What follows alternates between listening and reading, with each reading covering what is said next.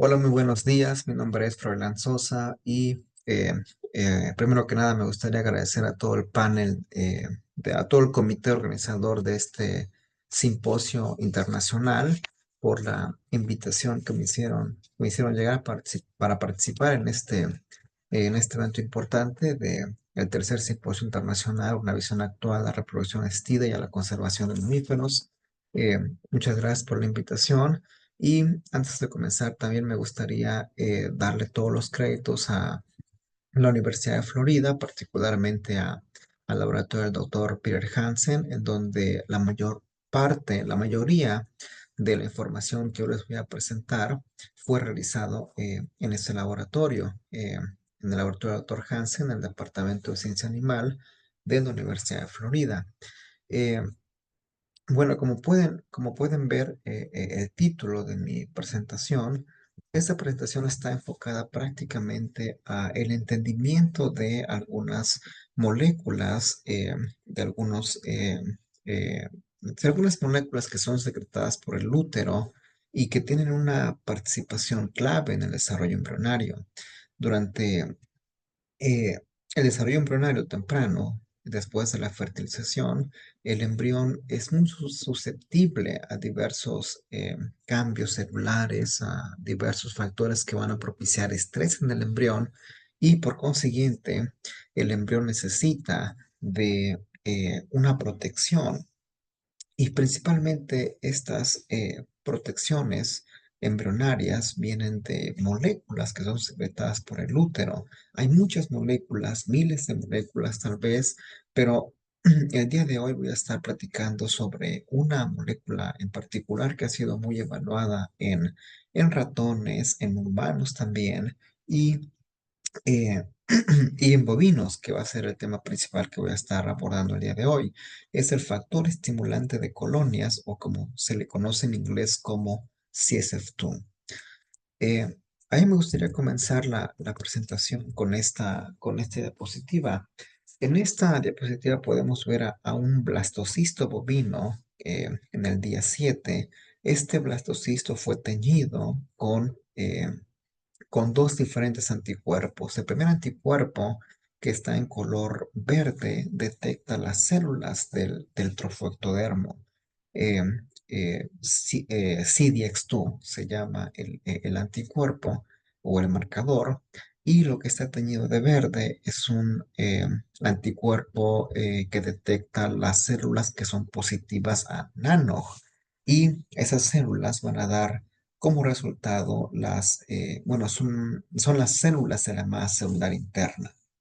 El punto de esta fotografía es resaltar el punto de que a pesar de que un ovocito fue fertilizado, fue puesto en cultivo embrionario y tuvo la capacidad de convertirse en un blastocisto, tuvo la capacidad de hacer la diferenciación celular, por un lado las células del trofotodermo y por otro lado las células de la masa celular interna, no significa que este embrión, si se pone en el útero de una vaca,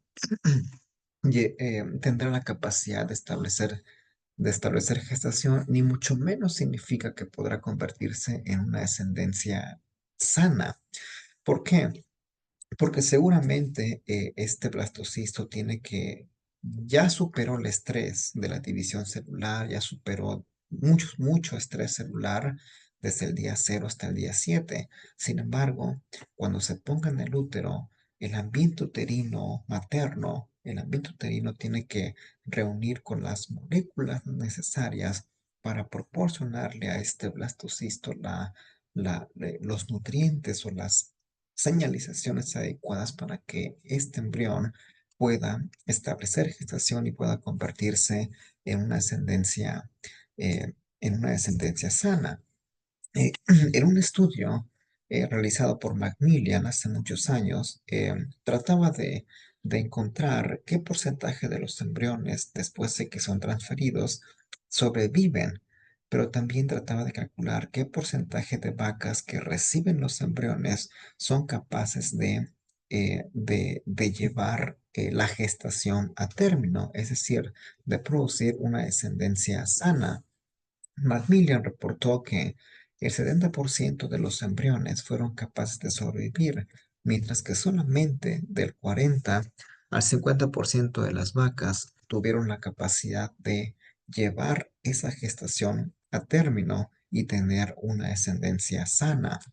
Eh, ¿Qué nos quieren decir estos datos? Mi interpretación es que la mayoría de los embriones van a sobrevivir, pero únicamente la determinante para que esos embriones puedan establecer gestaciones y que puedan convertirse en una ascendencia sana es prácticamente la vaca.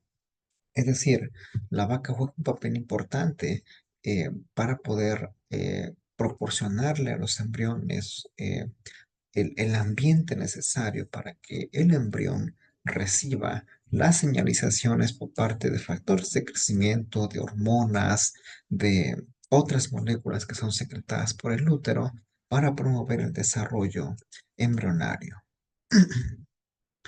Eh, Todos sabemos prácticamente que si nosotros transferimos embriones in vivo en vacas receptoras y también transferimos, por otro lado, embriones producidos in vitro, todos sabemos que los embriones en vivo, que fueron producidos en vivo, van a lograr mayor gestación comparado con los embriones producidos in vitro. La pregunta es, ¿por qué los embriones en vivo producen más gestaciones que los embriones in vitro? Bueno, una respuesta sencilla es pues porque básicamente cuando los embriones in vitro se producen en un plato en el laboratorio, los métodos de cultivo no reúnen con las moléculas necesarias para darle al embrión la capacidad de poder establecer gestación más adelante cuando sean transferidos. Y los embriones que han sido producidos in vivo, por supuesto que fueron expuestos a diversos factores de crecimiento, a diversas hormonas, diversas moléculas que eh, eh, le dieron al embrión la capacidad o la competencia para establecer gestaciones. El ámbito uterino es muy importante, principalmente durante los primeros días de desarrollo embrionario. Todos sabemos que durante los primeros días del 4 al 5 después de la fertilización, el embrión ya se encuentra en el útero. Y es aquí, precisamente en el útero, en donde el embrión, si recibe las señalizaciones correctas que pueden venir de ciertas moléculas, ese embrión tendrá la capacidad para establecer gestaciones o gestación y convertirse en una descendencia sana. El ámbito uterino, en otras palabras, es determinante eh, para lograr que un embrión tenga la capacidad de establecer gestaciones. Pero ¿por qué el ambiente uterino es muy importante? Bueno, es muy importante porque, como ya lo mencioné anteriormente, el útero secreta ciertas moléculas, ciertas hormonas, ciertos factores de crecimiento que le aseguran al embrión la competencia para sobrevivir después de la transferencia de embriones. Ahora, eh, aquí tenemos dos preguntas. ¿Cuáles son esas moléculas que el útero está produciendo? Y también es cómo funcionan esas moléculas a nivel celular, a nivel molecular, a nivel fisiológico, para que el embrión, después de que es expuesto a estas moléculas, tenga la capacidad de establecer gestaciones. Eh, una de las tantas moléculas que seguramente el útero está secretando es el factor estimulante de colonias 2, o como se conoce, por siglas en inglés, como CSF2. Esta molécula, el factor estimulante de colonias 2, es una glicoproteína que es producida por varias células y por varios tejidos. Es producida principalmente por macrófagos, por células T, es producida en las células endometriales, es producida por fibroblastos y otras células que tienen la capacidad de producir a esta molécula. Y entre los muchos tejidos en los que se expresa CSF2 se encuentra el endometrio uterino. Ahora, ¿cómo sabemos que esta molécula, el factor estimulante de colonias 2, se encuentra en el útero? Bueno, datos del laboratorio del Dr. Hansen, datos de publicaciones anteriores, revelaron que precisamente esta molécula es detectado en el lumen uterino principalmente durante los días 0, 7 y 14. En el panel A, superior izquierdo, pueden notar que en esta parte es el epitelio uterino y se encuentra de color eh, rojizo. Esa es la señalización o es la detección de a nivel de proteína de el factor estimulante colonias. Y en los paneles de abajo son controles negativos. Bueno, ya sabemos que CSF2 sí se encuentra en el útero, se expresa en el útero. Pero también CSF2 o esta molécula, el factor estimulante de colonias, también se detecta en los lavados uterinos, principalmente también en los días 0, 7 y 14. Eso quiere decir que el factor estimulante de colonias está presente durante los primeros, durante el periodo crítico del 7 al 14, que es cuando el embrión comienza a implantarse en el útero. Esta molécula, el factor estimulante de colonias, está presente en el ambiente uterino y está allí para asegurar que el embrión tenga la señalización correcta para poder establecer gestación en la vaca. Ahora, datos previos del laboratorio del Dr. Hanse reportaron que el factor estimulante de colonias mejora la supervivencia de embriones producidos in vitro después de la transferencia de embriones. Eh, Como pueden ver en esta gráfica, en color blanco están los resultados del factor estimulante de colonias y en color negro son los resultados del grupo control. Como pueden ver, si ese estuvo precisamente incrementó el porcentaje de gestaciones después de la transferencia de embriones comparado con el grupo control. Es decir, de alguna manera, si CSF2 está modificando el desarrollo embrionario, está modificando también la capacidad del embrión para darle mayor competencia y poder sobrevivir después de la transferencia de embriones. También hice un experimento utilizando semen sexado y se observó prácticamente lo mismo. CSF2 o el factor estimulante de colonias produjo mayor gestaciones comparado con eh, el grupo control. Ahora, la pregunta aquí es, ¿por qué el factor estimulante de colonias aumenta la competencia del embrión para sobrevivir, especialmente durante los días 5 y el día 7 del desarrollo embrionario, que es cuando el embrión en condiciones in vivo se encuentra en el útero eh, de la vaca? Tenemos una hipótesis. La hipótesis es de que el factor estimulante de colonias 2 actúa como un factor de supervivencia celular del embrión bovino cuando se encuentra en el estado de preimplantacional. Ahora, eh, ¿qué queremos decir con un factor de supervivencia celular? Pues queremos decir que esta molécula, el factor estimulante de colonias, podría funcionar como una molécula reguladora que bloquea la muerte celular, ya sea causada por apoptosis o cualquier otra forma de muerte celular. Eh, Datos en otras líneas celulares, principalmente neutrófilos, eh, revelan que cuando tratamos o cuando se tratan los neutrófilos con el factor estimulante de colonias, esta molécula previene la apoptosis. Los neutrófilos son células que constantemente están muriendo y el tratamiento con el factor estimulante de colonias, como pueden ver, redujo el porcentaje de apoptosis sucediendo en esos neutrófilos, En el eje horizontal tenemos las horas en cultivo y en el eje vertical tenemos el porcentaje de apoptosis. En negro es el factor estimulante de colonias y en blanco es el grupo control. Pueden observar que existe una reducción en los niveles de apoptosis cuando los neutrófilos son tratados con el factor estimulante de colonias comparado con el grupo control. Y esta observación es la misma con el paso del tiempo, de 0 horas hasta las 48 horas.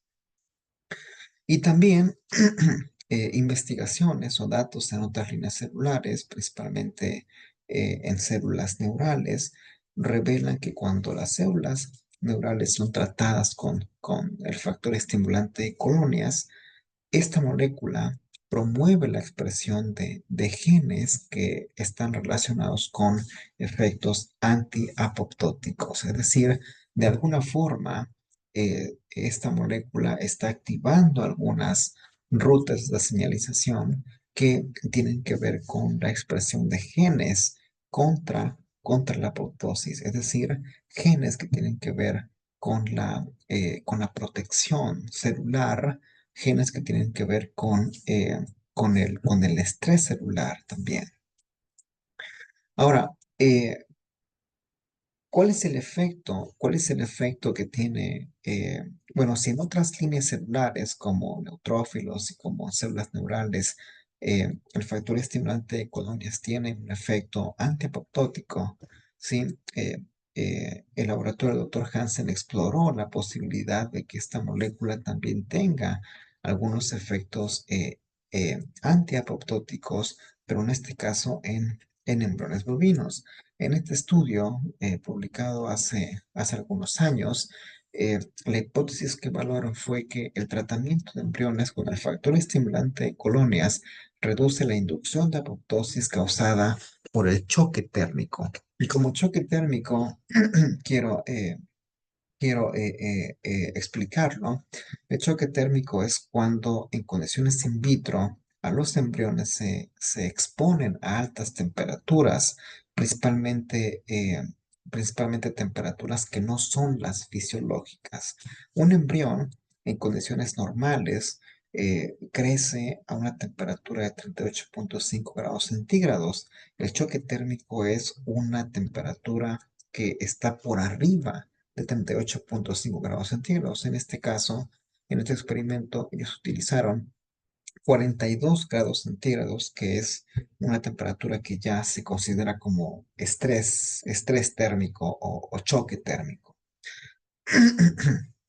Bueno, en este experimento, los embriones fueron moderados, los ovocitos fueron moderados in vitro, fueron fertilizados también in vitro, y en el día 5 del desarrollo embrionario o día 5 después de la fertilización, las mórbulas fueron tratadas, ya sea con vehículo o con 10 nanogramos por mililitro del factor estimulante de colonias 2. Y entonces los embriones, eh, principalmente las mórbulas, fueron expuestas a 4 tipos de tratamientos. El vehículo a condiciones normales de temperatura, el vehículo a 42 grados centígrados, que es el tratamiento de choque térmico, el factor estimulante de colonias a condiciones normales y eh, el factor estimulante de colonias a 42 grados centígrados. Este choque térmico fue llevado a cabo por 15 horas y después de 15 horas, todos los 4 tratamientos fueron regresados a una incubadora con la temperatura normal, que fue a 38,5 grados centígrados. Y al día 7 evaluaron la apoptosis celular. Ok, ¿cuál fue el resultado? Bueno, el resultado fue que el factor estimulante de colonias bloquea la inducción de apoptosis por choque térmico medido por el ensayo o por la prueba de túnel. Como pueden ver aquí, en el grupo control, en el panel superior o la fotografía B, la fotografía B es el grupo control que fue expuesto a 42 grados centígrados a choque térmico. Pueden ver que existe una acumulación, una expresión grande de estos puntos rojos. Los puntos rojos indican apoptosis. Y si ustedes comparan con el tratamiento del factor estimulante de colonias en el panel, la fotografía D, pueden observar que existe una menor cantidad de puntos rojos, lo que quiere decir que precisamente el factor estimulante de colonias tuvo la capacidad de reducir o inhibir la apoptosis celular. Aquí en el panel E, es prácticamente la cuantificación. Eh, en el grupo control existió a 42 grados centígrados, existió un mayor porcentaje de células que fueron positivas a apoptosis comparado con el factor estimulante de colonias, que una menor cantidad de células fue positiva a, a apoptosis, lo cual nuevamente sugiere que en efecto el factor estimulante de colonias tiene un efecto antiapoptótico ahora en embriones, tal y como se vio en neutrófilos y en células neurales. Ahora, eh, en ese mismo estudio hicieron análisis de expresión genética, y lo que encontraron es que precisamente el factor estimulante de colonias tuvo la capacidad de sobreexpresar o de inhibir ciertos genes. Y la mayoría de los genes que el factor estimulante de colonias tuvo la capacidad de sobreexpresar son genes relacionados con anti-apoptosis. Y la mayoría de los genes que el factor estimulante de colonias inhibió o reprimió están relacionados con la promovus, con la apoptosis. Esto quiere decir que el factor estimulante de colonias tiene la capacidad de regular eh, genes que están relacionados con la inhibición de apoptosis o con la inducción de apoptosis en los embriones. Ahora, Eh, lo que voy a hacer, eh, lo que voy a hacer en esta presentación es presentar algunas evidencias de que efectivamente el factor estimulante de colonias actúa como un factor de supervivencia en el embrión bovino.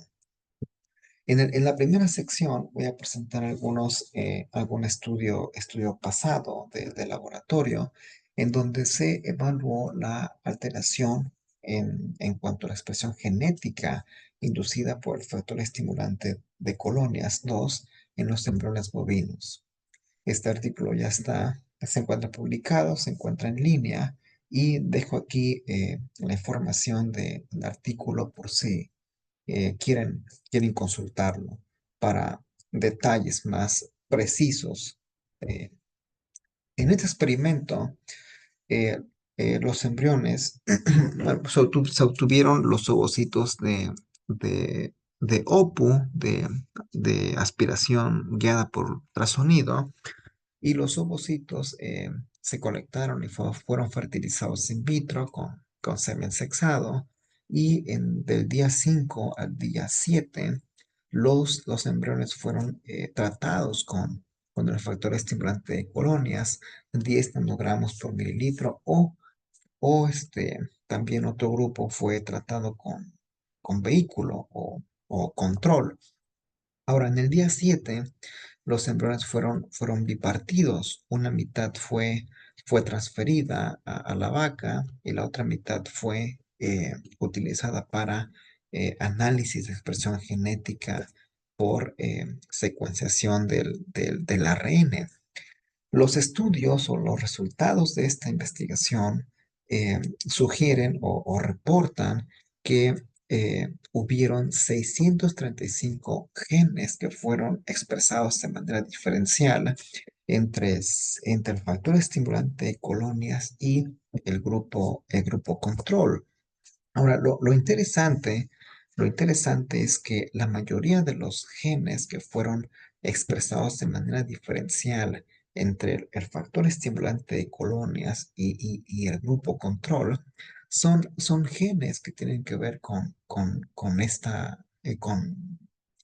la señalización de Notch. Esta ruta Notch es muy importante para el desarrollo embrionario porque participa en muchas funciones biológicas, en proliferación, en crecimiento, en división embrionaria. Esta ruta, esta señalización, Notch, es muy importante en el desarrollo embrionario. Es muy importante para el embrión, es crítico. Ahora, lo interesante fue que sí es que el factor estimulante de colonias en realidad afectó esta ruta de señalización. Y otras rutas que también fueron afectadas por el factor estimulante de colonias 2 son genes que tienen que ver con la falla celular, genes que tienen que ver con la muerte celular, genes que tienen que ver también con la supervivencia celular. Una gran cantidad de genes que tienen que ver con muerte celular, con supervivencia celular, estrés celular, estuvieron regulados por el factor estimulante de colonias. Ahora, haciendo un poco de bioinformática, en ese estudio también reportan que el factor estimulante de colonias eh, revierte o inhibe aquellos genes que, que si se expresan, eh, llevarían a cabo el fallo en el crecimiento celular. Aquellos genes en esta figura, aquellos genes que están en color rojo, eh, fueron sobreexpresados por el factor estimulante de colonias, y aquellos genes que están marcados en color verdes fueron reprimidos o inhibidos por el factor el estimulante de colonias 2.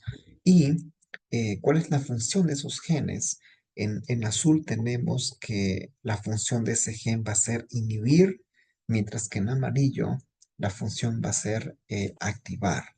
Lo que hace o lo que se predice de manera bioinformática, lo que se predice es que el factor estimulante de colonias va a llevar a cabo la inhibición de genes que afectan al crecimiento, el crecimiento celular.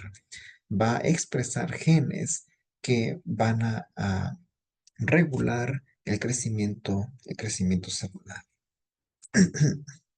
Ahora, no solamente el factor estimulante de colonias lleva a cabo o regula el crecimiento celular, sino que también se predice que el factor estimulante de colonias tiene la capacidad de regular genes eh, antioxidantes, como por ejemplo el gen NRF2.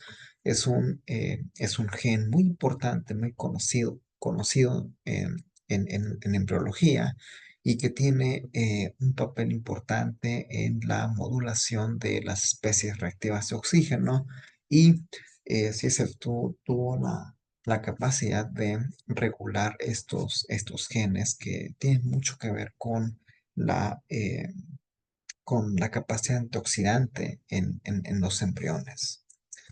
Bueno, eso fue la primera evidencia, la primera evidencia eh, que sugiere que este factor estimulante de colonias tiene la capacidad de regular la alteración genética eh, en los embriones bovinos producidos in vitro. Ahora, eh, la segunda pieza de evidencia eh, es sobre las acciones protectoras del factor estimulante de colonias sobre los blastocistos vitrificados. En este experimento que hicimos, utilizamos el modelo de vitrificación como un modelo de estrés celular, de estrés por frío. Todos sabemos que Cuando una célula se encuentra sometida a ciertas condiciones de estrés, ya sea falta de nutrientes, ya sea estrés calórico, ya sea eh, estrés por frío, las células tienen un mecanismo de defensa, comienzan a producir ciertas hormonas, ciertos factores de crecimiento, ciertas moléculas que de alguna forma van a tratar de proteger la integridad de las células para que puedan sobrevivir. Pensamos nosotros que el factor estimulante de colonias tiene ese papel o cumpliría ese papel protector celular cuando las células se encuentren en situaciones estresantes, en este caso, eh, estrés por frío. Este experimento también ese trabajo también ya está publicado y dejo aquí el- la información completa del artículo por si quisieran consultar más detalles técnicos, eh, eh, también sobre datos también que pudieran estar interesados. Bueno, en este experimento, la hipótesis fue que el factor estimulante de colonias protege a los embriones del estrés de la vitrificación de una forma dependiente del sexo. Y la justificación es que experimentos previos han indicado que los embriones masculinos responden de manera diferente al tratamiento con el factor estimulante de colonias comparado con los embriones femeninos. Y pensamos que serían más resistentes al estrés por frío comparado con los embriones o blastocistos femeninos. Ahora, este es el experimento, el diseño experimental. eh, los ovocitos fueron madurados in vitro, fueron fertilizados in vitro, y del día 5 al día 7 del desarrollo embrionario, los embriones fueron tratados con el factor estimulante de colonias o con el vehículo. Posteriormente, en el día 7, todos los blastocistos, calidad uno y calidad 2, fueron vitrificados y posteriormente fueron descongelados y fueron cultivados por 24, por 24 horas. Lo que medimos nosotros fue la reexpansión del blastocisto y también la eclosión, es decir, cuando el embrión sale de la zona pelúcida. Llevamos a cabo un total de 12 réplicas. Bueno, estos son los datos sobre o los resultados de el porcentaje de reexpansión y el porcentaje también de eclosión de los embriones que fueron vitrificados y que posteriormente fueron descongelados y cultivados por 24 horas. Como pueden ver en esta columna, el porcentaje de reexpansiones es muy similar. No encontramos diferencias significativas en cuanto al porcentaje de reexpansión. Y lo mismo sucede con el porcentaje de eclosión. Eh, no hubo un efecto del factor estimulante de colonias en cuanto al porcentaje de embriones que salieron de la zona pelúcida. Cuando observamos los efectos principales, el factor estimulante de colonias no tuvo un efecto principal. El sexo del embrión tampoco afectó la supervivencia y tampoco observamos obviamente no observamos ninguna interacción. En otras palabras, el factor estimulante de colonias no aumenta la expansión ni tampoco la eclosión a las 24 horas después del, del- del descongelamiento de los embriones, ya sean masculinos o femeninos. Ahora, hicimos otro experimento, un experimento un poco distinto, donde ya no nos importó el sexo del embrión y lo que hicimos ahora fue, el experimento, el diseño experimental es muy parecido. Maduramos los embriones in vitro, los fertilizamos in vitro. Del día 5 al día 7 fueron tratados con el factor estimulante de colonias o con vehículo. Y al día 7 medimos, los embriones fueron vitrificados y posteriormente fueron descongelados y aquí fueron cultivados por 24 horas. En el experimento pasado fueron cultivados por 24 horas. Aquí extendimos las horas de cultivo y lo que evaluamos fue el porcentaje de reexpansión y eclosión a las 24, 48 y 72 horas después del descongelamiento de los embriones. Y aquí tenemos los resultados. En resumen, el factor estimulante de colonias aumentó la expansión de los embriones, particularmente a las 48 horas después de que los embriones fueron descongelados, pero no afectó, ¿no? El porcentaje de eclosión de los embriones. En el eje horizontal pueden ver las horas después del descongelamiento y en el eje vertical pueden ver el porcentaje de la expansión de los embriones. En rojo son los resultados del factor estimulante de colonias y en verde es el grupo control o el vehículo. Como pueden observar, si es el factor estimulante de colonias, aumentó el porcentaje de reexpansión a las 48 horas y se mantuvo de manera estable hasta las 72 horas. Como pueden ver en el panel B o en la figura B, en la gráfica B, no hubo un efecto del factor estimulante de colonias sobre el porcentaje de embriones que experimentaron eh, eclosión, es decir, que salieron de la zona pelúcida. Ahora, también evaluamos el porcentaje de los embriones que experimentaron colapso. Cuando los embriones son congelados o vitrificados y después se descongelan, eh, un porcentaje de los embriones, a pesar de que reexpanden, a pesar de eso, un porcentaje también muere, un porcentaje se degenera. A eso le llamamos nosotros el colapso embrionario. Y como pueden ver en esta gráfica, el porcentaje de embriones que experimentaron el colapso embrionario fue menor en el grupo de embriones que fueron tratados con el factor estimulante de colonias comparado con los embriones en el grupo control. Es decir, visto de otra forma, el factor estimulante de colonias reduce el colapso de embriones que experimentan reexpansión. Ahora, eh, hemos hablado sobre las alteraciones de genéticas en el embrión producido por el factor estimulante de colonias.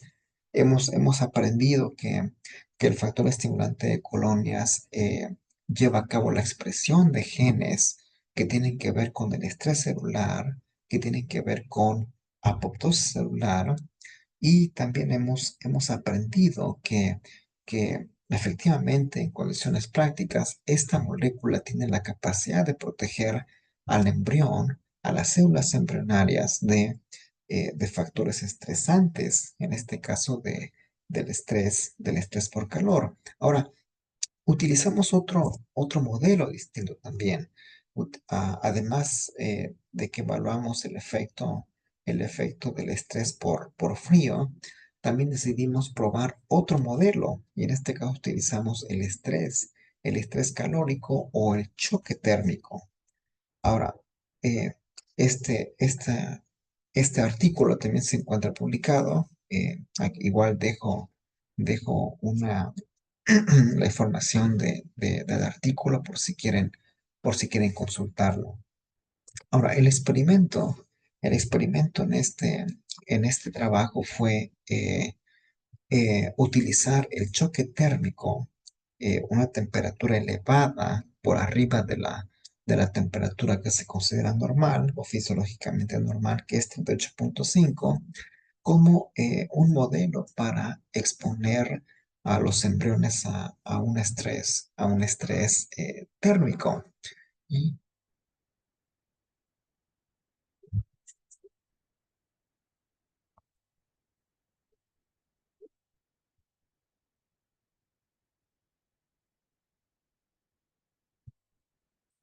a un estrés térmico.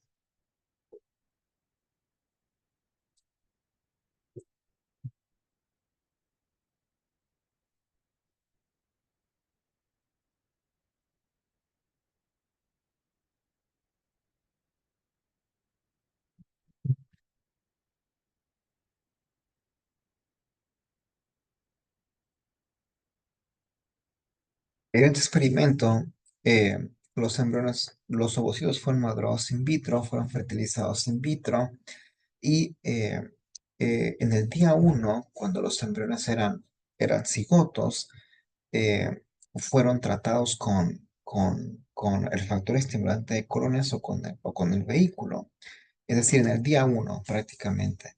Y este, eh, y 26 horas después de de la fertilización in vitro, los cigotos, los presuntos cigotos, fueron expuestos a temperatura elevada. Aquí tuvimos cuatro tratamientos, el vehículo a condiciones normales de temperatura, el vehículo a 41 grados de temperatura, eh, el factor estimulante de colonias a condiciones normales de temperatura y el factor estimulante de colonias a 41 grados centígrados, que es el choque térmico. Y lo que hicimos fue, bueno, estuvieron en choque térmico por 15 horas y posteriormente, después de las 15 horas, los cigotos fueron regresados a la incubadora en condiciones normales y evaluamos el desarrollo de blastocistos al día 7. Ok, estos son los resultados. Los resultados fue que aquí en la figura, en el panel izquierdo, en el panel superior izquierdo, está el porcentaje de embriones que experimentaron división celular en el vehículo comparado con el factor estimulante de colonias.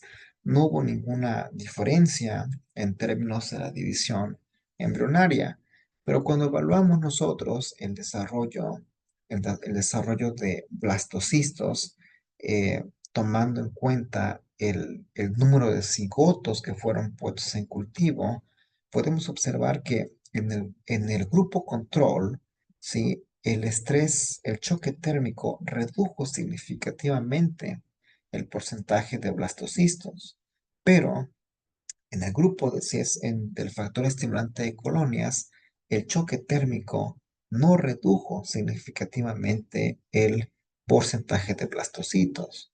Ahora, lo mismo sucede cuando evaluamos el porcentaje de blastocistos basado en el número de embriones que experimentaron división celular.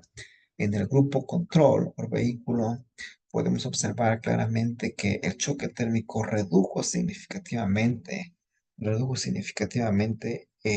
el porcentaje de blastocistos, mientras que en el grupo del factor estimulante de colonias no hubo una reducción significativa eh, en, eh, en cuanto a la reducción de, de blastocitos. En otras palabras, podemos concluir que el factor estimulante de colonias protege la competencia de desarrollo embrionario de los cigotos para convertirse en blastocisto después de la exposición al choque térmico. Es decir, el factor estimulante de colonias protegió a los cigotos del choque térmico.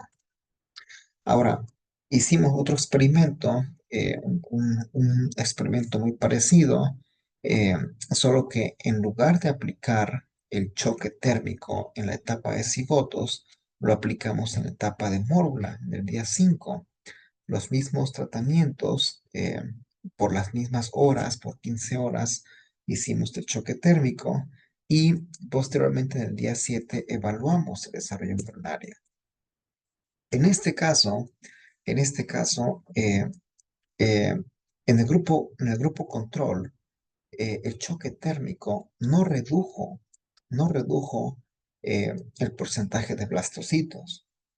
También en el grupo del factor estimulante de colonias, el choque térmico no redujo el porcentaje de blastocitos al día 7. Es muy interesante porque eh, cuando el choque térmico redujo el porcentaje de blastocistos fue cuando los cigotos fueron tratados con estrés calórico. Pero cuando las mólulas son tratadas con estrés calórico, prácticamente esto no afecta el desarrollo embrionario. Lo que quiere decir que a medida que el embrión va avanzando en su desarrollo embrionario, ¿sí? A medida que el embrión va avanzando, es más resistente a las condiciones estresantes. Y aquí estamos prácticamente probando esa idea que a pesar de que los embriones en el día 5 fueron expuestos a elevadas temperaturas, el choque térmico no redujo la habilidad del embrión para convertirse en blastocisto, lo cual sugiere que el embrión al día 5 es muy resistente a la elevación de la temperatura. Ahora, hasta el momento hemos aprendido varias cosas. Hemos aprendido desde la regulación del factor estimulante de colonias en la expresión genética. Hemos aprendido que este factor está eh, protegiendo a las células embrionarias independientemente del modelo que estemos utilizando, ya sea estrés por frío o estrés por calor. Pero todo esto la mayoría de los estudios ha sido in vitro. Ahora, en el siguiente pieza de evidencia que les voy a mostrar es más in vivo. Lo que hicimos nosotros aquí en esta experimento fue utilizar las técnicas muy avanzadas, como lo es el CRISPR-Cas9. El CRISPR-Cas9 es una tecnología que nos permite hacer el knockout, o sea, eliminar un gen en particular para poder estudiar si ese gen en particular tiene un papel importante en alguna función celular. Ahora, lo que hicimos nosotros fue precisamente llevar a cabo la eliminación del receptor del factor estimulante de colonias en el embrión. Sabemos nosotros de antemano que eh, el, el, el, el factor estimulante de colonias 2 se expresa en el embrión, eso lo sabemos. Y también sabemos que el factor estimulante de colonias 2 tiene dos receptores, el, el CSF2 receptor alfa y el CSF2 receptor beta. Pero sabemos nosotros que el funcional es el CSF2 receptor alfa eh, y en ese gen nos enfocamos para hacer la eliminación de ese gen para poder ver si en realidad el factor estimulante de colonias 2 tiene un papel importante en el desarrollo de los embriones in vivo. Este fue el diseño experimental que utilizamos. Aquí evaluamos las consecuencias de la inactivación del receptor del factor estimulante de colonias para el desarrollo de embriones en condiciones in vivo. Los ovocitos fueron madurados in vitro, fueron fertilizados in vitro y también fueron cultivados in vitro. Digamos que en el día uno, en la etapa de cigotos, eh, a los cigotos, una proporción de los cigotos inyectados, microinyectados con las guías que van a eliminar ese gen, el receptor del factor estimulante de colonias, pero también tuvimos un grupo control, un grupo de cigotos que no tenían las guías para llevar a cabo la eliminación de ese gen. Después de hacer las microinyecciones, eh, los embriones fueron puestos en cultivo y en el día 5 seleccionamos aquellos embriones que tenían más de 16 células y esas fueron transferidas a vacas receptoras en el día 5 y en el día 7 hicimos lavados uterinos para recuperar los embriones este, y medir el desarrollo de los embriones, qué porcentaje se convirtió en blastocisto y también colectamos algunos blastocitos para hacer estudios de secuenciación del ARN. Ahora, aquí trato de resumir los resultados. Eh, lo más importante es el número que está en este color azul. Eh, en la figura A, tenemos los resultados de la, eh, de los embriones que fueron recolectados en el grupo control y en este lado tenemos el porcentaje de los embriones que fueron recolectados en el grupo del knockout, donde se eliminó el receptor del factor estimulante de colonias. El 63%, el 63% de los embriones que fueron puestos o que fueron transferidos, el 63% fue blastocisto en el grupo control, mientras que el 39% de los embriones que fueron puestos o transferidos en las vacas eh, del grupo Knockout, únicamente el 39% tuvo la capacidad para convertirse en blastocisto. Es decir, eh, eh, si nosotros hacemos la eliminación, si eliminamos prácticamente el receptor del factor estimulante de colonias, lo que vamos a conseguir es que exista una reducción en la capacidad de ese embrión para convertirse en un blastocisto.